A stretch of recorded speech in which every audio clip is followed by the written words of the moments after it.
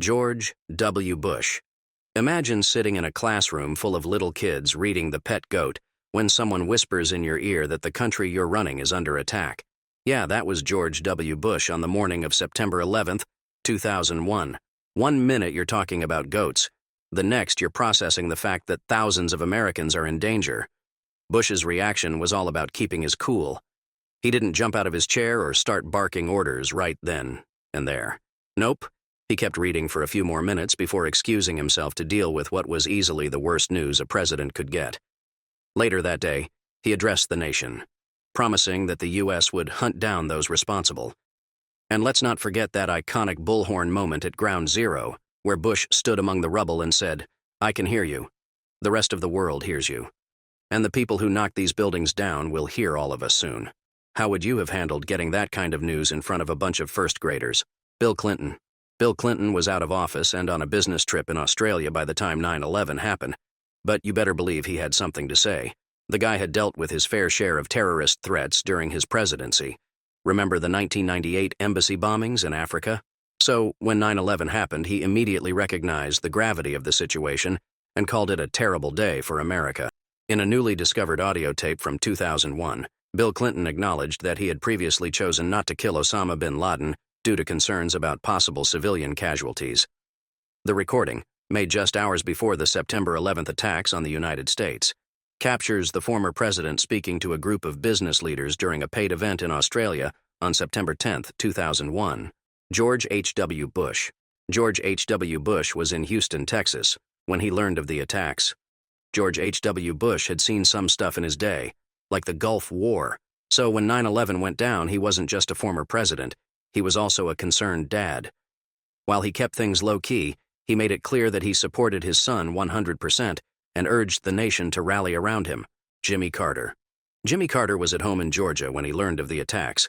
He was shocked and saddened by the events. Jimmy Carter, the humanitarian extraordinaire, wasn't about to stay silent in the face of 9/11. While he condemned the attacks and stood behind efforts to bring the terrorists to justice, Carter also reminded everyone that violence and poverty often breed more violence. Classic Carter, always thinking about the bigger picture. Where were you when you heard the news? Were you born yet? Share us your stories in the comments below, and don't forget to subscribe. Gerald Ford. Gerald Ford might have been enjoying his retirement in sunny California when 9/11 happened, but he was still tuned in to the pulse of the nation.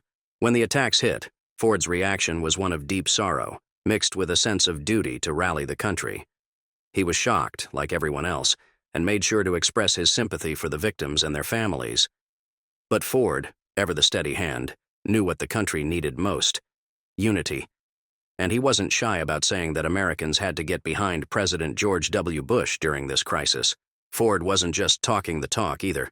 He supported Bush's response to 9/11, including the launch of the War on Terror and the military action in Afghanistan.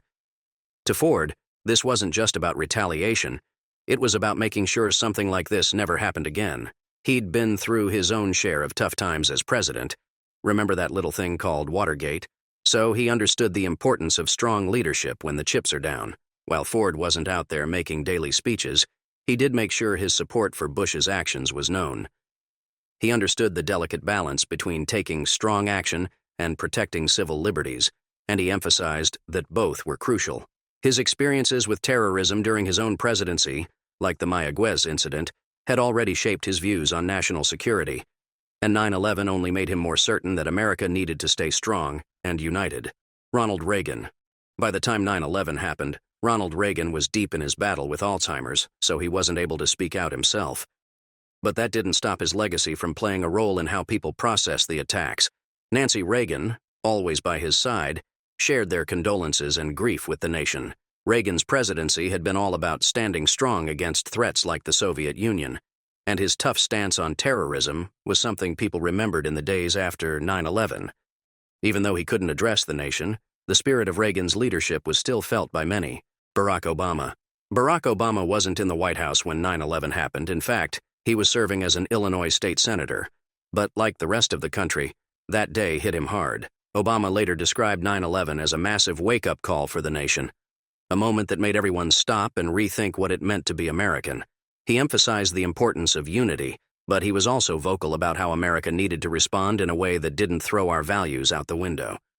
When Obama finally did take office in 2009, he inherited the mess left behind by 9/11, wars in Afghanistan and Iraq, a global fight against terrorism, and a nation still reeling from the trauma of that day.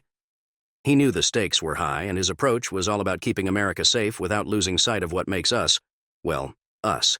One of Obama's defining moments as president came on the 10th anniversary of 9/11. Standing at ground zero, he honored the victims and reminded the world that America might get knocked down. But we don't stay down. But perhaps his biggest move was authorizing the raid that took out Osama bin Laden in 2011. That decision wasn't just about getting justice. It was about closing a painful chapter in American history. Joe Biden. When 9/11 rocked the nation, Joe Biden wasn't just any senator.